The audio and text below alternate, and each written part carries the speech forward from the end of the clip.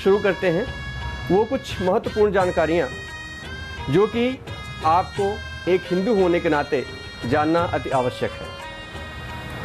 माना जाता है कि महाभारत युद्ध में एकमात्र जीवित बचा, जो कौरवों में जीवित बचा था, वो थे युयुत्सु और 24,165 कौरव सैनिक जो वहां से लापता हो गए थे। भगवान श्री राम के पुत्र लव और कुश, इनकी 50वीं पीढ़ी में महाराजा शल्य हुए थे और उन्होंने महाभारत की इस लड़ाई में कौरवों का साथ दिया था। जो महाभारत युग में कौरव थे, उनका प्रभाव पूरे हिंदुस्तान पे बहुत ही विशाल था। कौरव, पौरव और यादव ये तीनों ही चंद्रवंशी थे। कौरवों और पांडवों के बीच में हस्तिनापुर की गद्दी के लिए कुरुक्षेत्र का प्रथम विश्व युद्ध रचा गया। कुरुक्षेत्र हरियाणा प्रांत के एक जिले में आता है, या यूं कहें कि खुद एक जिला है। यहीं पे भगवान श्री कृष्ण ने अर्जुन को श्रीमद् भगवद गीता का उपदेश दिया था। श्री कृष्ण इस युद्ध में पांडवों के साथ थे।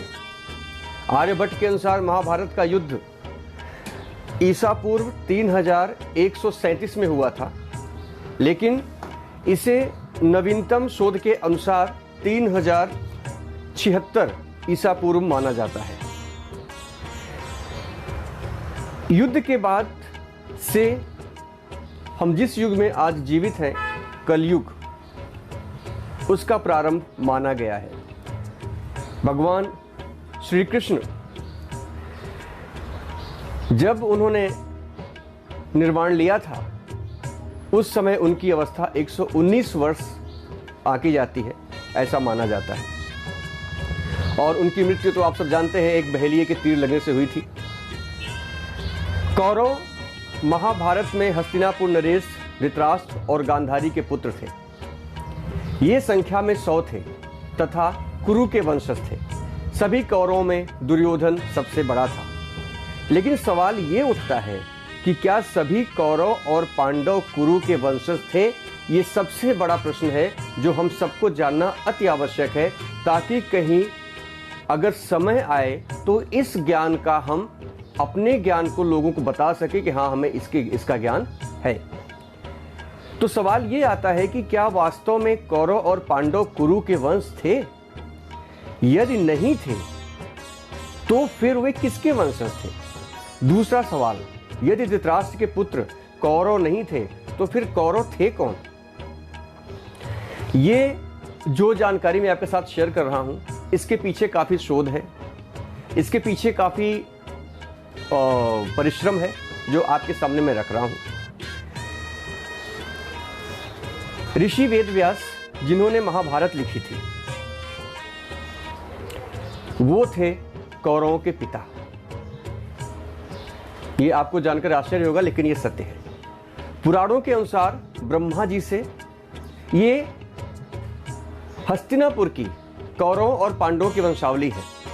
पुराणों के अनुसार ब्रह्मा जी से अत्रि पैदा हुए, अत्रि से चंद्रमा पैदा हुए, चंद्रमा से बुध और बुध से इलानंदन पुरुरवा का जन्म हुआ था। पुरुरवा से आयु, आयु से राजा नहुस और नहुस से ययति उत्पन्न हुए थे। ययति से महाराज पुरु उत्पन्न हुए थे। पुरु के वंशज में भरत और भरत के कुल में राजा कुरु हुए थे।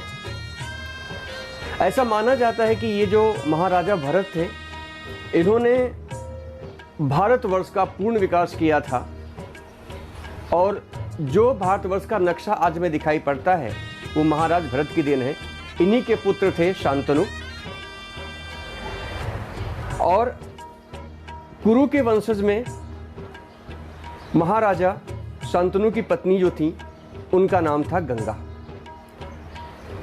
गंगा से 8 पुत्र हुए थे, लेकिन सारे पुत्र श्रापवश अपने कष्ट भोगने के लिए आए थे, इसलिए गंगा जी ने सबको अपने जल में प्रवाहित कर दिया।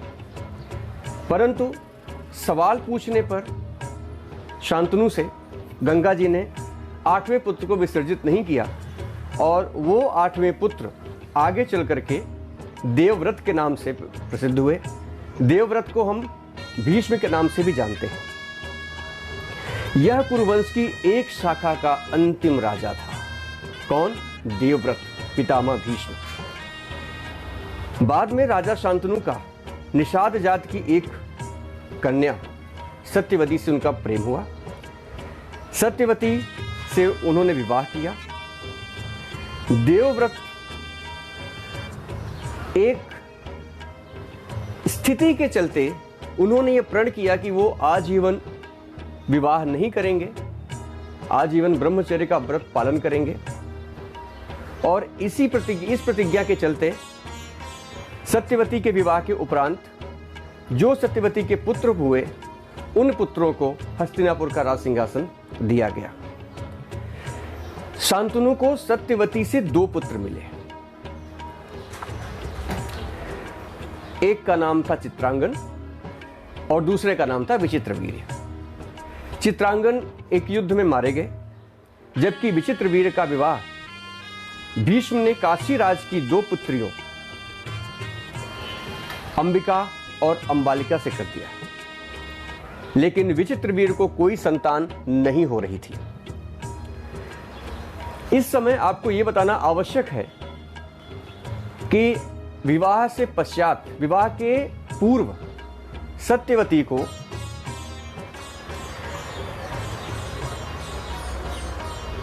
महर्षि पराशर के आशीर्वाद से एक पुत्र की प्राप्ति हुई थी, जो बाद में ऋषि वेदव्यास के नाम से प्रसिद्ध हुए। और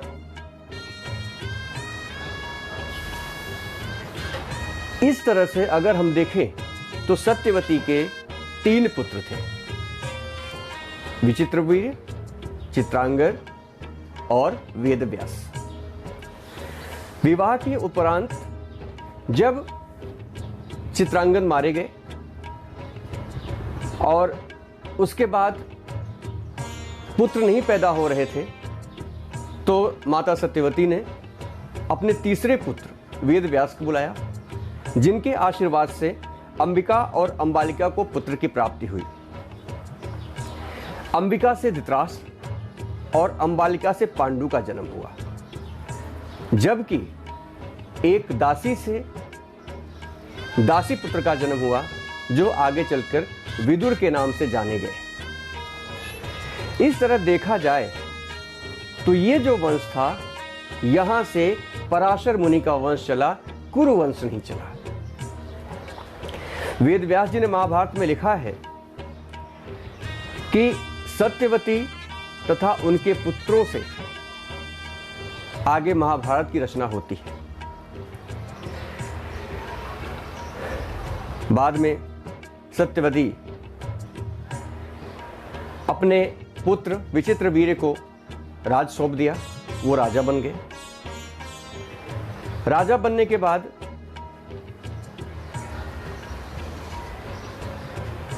जब इनका जन्म हुआ, पांडु का, अंबिका और अंबालिका से पांडु और धृतराष्ट्र का जब जन्म हुआ, तो धृतराष्ट्र अंधे पैदा हुए। धृतराष्ट्र को देखने की शक्ति नहीं थी। पांडु छोटे थे, लेकिन फिर भी धृतराष्ट्र की देखने की शक्ति न होने के कारण पांडु को राजा बनाया गया। अब यहां से चालू होती है वंशावली पांडु की और कौरव के 100 भाई यानी युधिष्ठिर और गांधारी के पुत्रों की। मित्रों, शांतनु के जो पुत्र थे और जो वेदव्यास के पुत्र थे पांडु, उन्होंने एक मृग को मार दिया था जब वो लोग प्रेम लीला कर रहे थे। उसने इन्हें श्राप दिया था कि जाओ, जब तुम्हारे अंदर प्रेम जागृत होगी तो तुम भी इसी तरह मारे जाओगे, तुम्हारा भी इसी तरह हत्या हो जाएगी। एक समय की बात है जब उनकी दोनों पत्नियां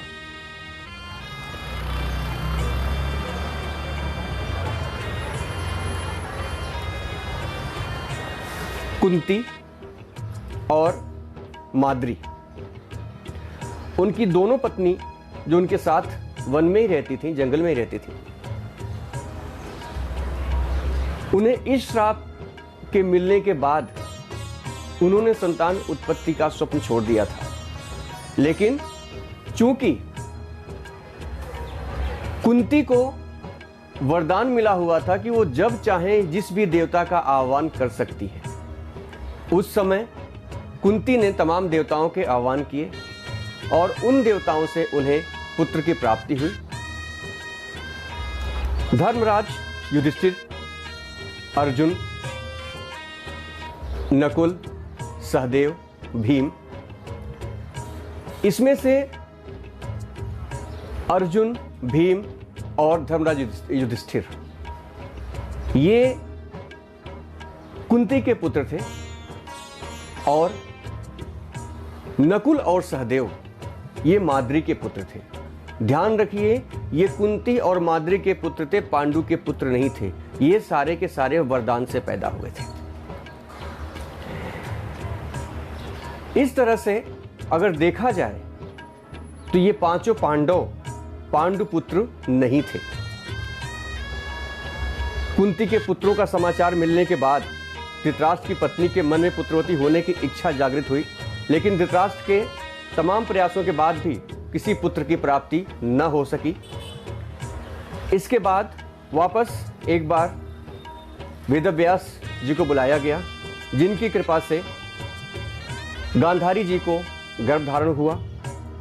लेकिन इसके 2 वर्ष पश्चात भी उनको किसी पुत्र की प्राप्ति नहीं हुई। अतः वह क्रोधित होकर के उन्होंने अपने गर्भ को नष्ट करने की कोशिश की और क्रोधवश गांधारी ने मुक्का मार करके अपने गर्भ को नष्ट किया और उस गर्भ के 100 टुकड़े हो गए। वेदव्यास जी को इस घटना का तुरंत अनुमान हुआ और वो वहां पर पहुंचे। उन्होंने आकर गांधारी को क्रोधवश कहा कि ये तुमने क्या किया।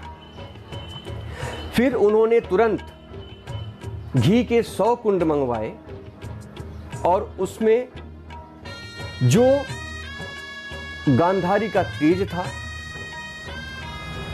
उसको अलग अलग 100 कुंडों में डलवा दिया। उनके जो गर्भ के हिस्से थे अलग अलग 100 कुंडों में डलवा दिए। तब वेदव्यास ने कहा कि इसको जो 100 टुकड़े हैं, इन टुकड़ों को 2 वर्ष के पश्चात खोलना। ये कहकर के अपने आश्रम चले गए। 2 वर्ष के बाद पहले कुंड से दुर्योधन की उत्पत्ति हुई।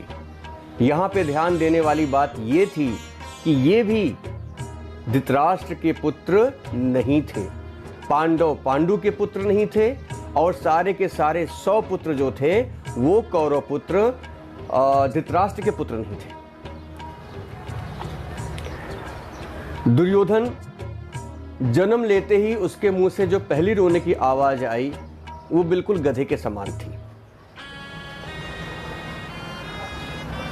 और जब दुर्योधन का जन्म हुआ उसी दिन कुंती पुत्र भीम ने भी अपना अवतार लिया, अपना जन्म लिया।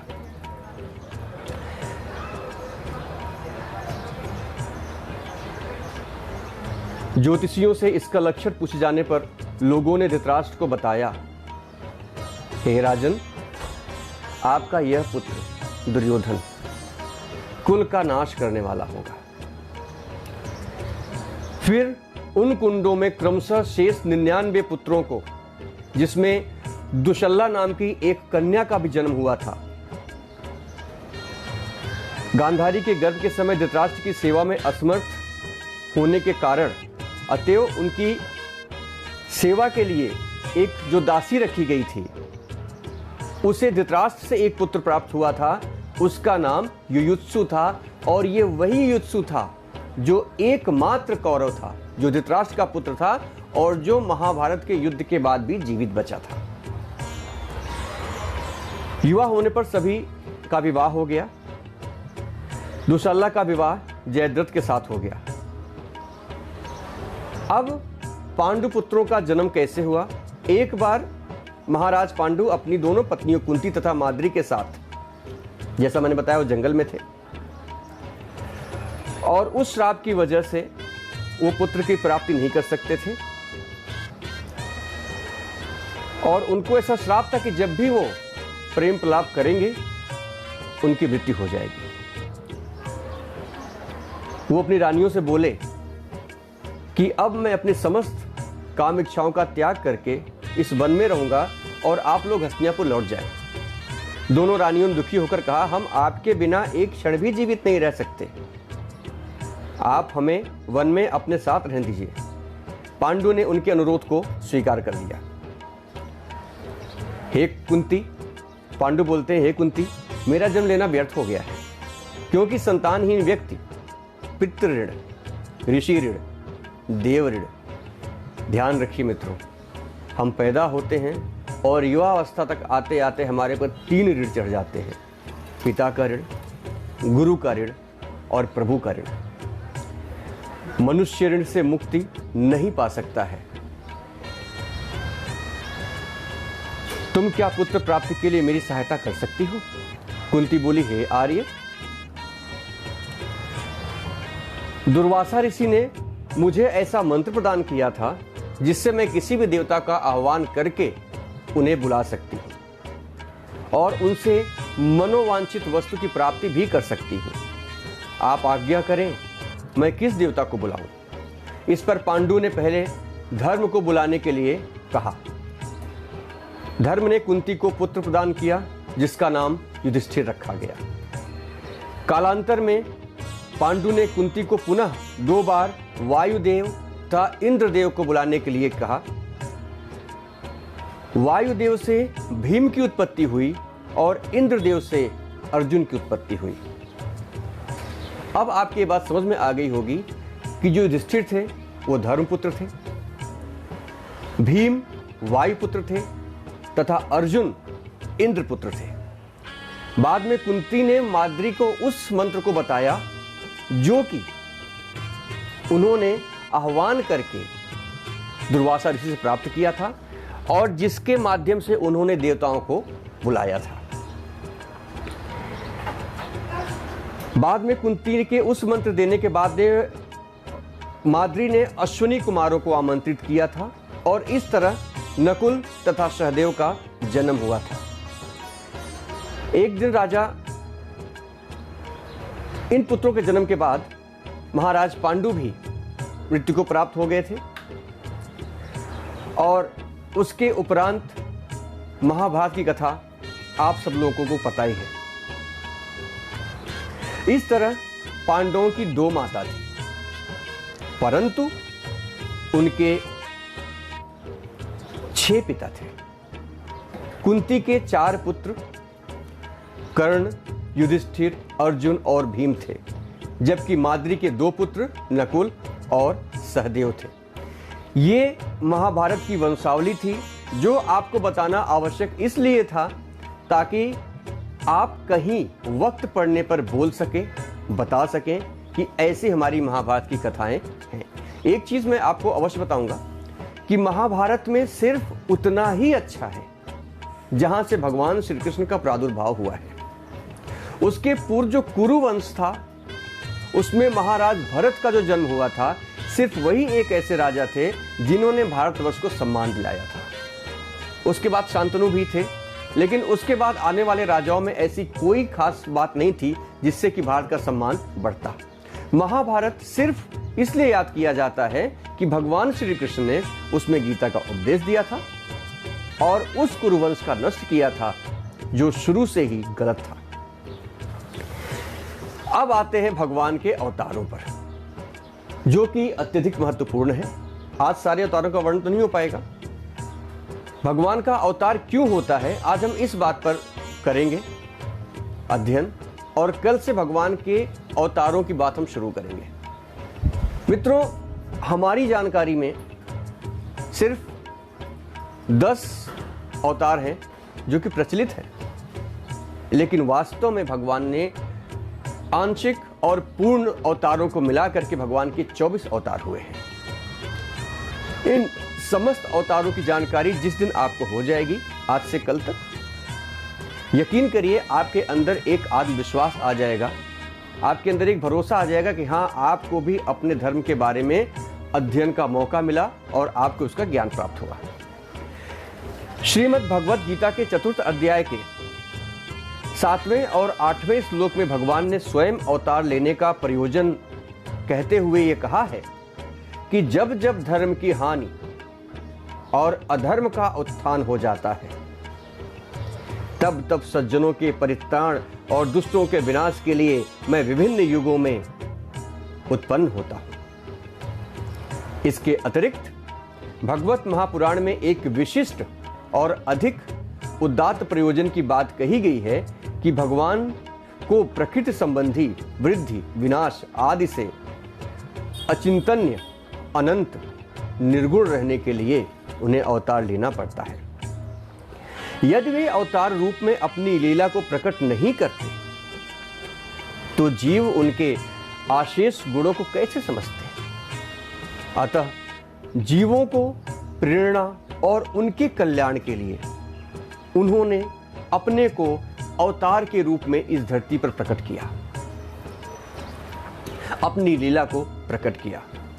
इसलिए भगवान के विभिन्न अवतार की कथाओं में कई विषम परिस्थितियां हैं जिसमें वो ये समझ सके कि किसी भी परिस्थिति, कौन समझ सके? हम और आप समझ सके कि किसी भी परिस्थिति में हम उचित मार्ग का चुनाव कैसे करें।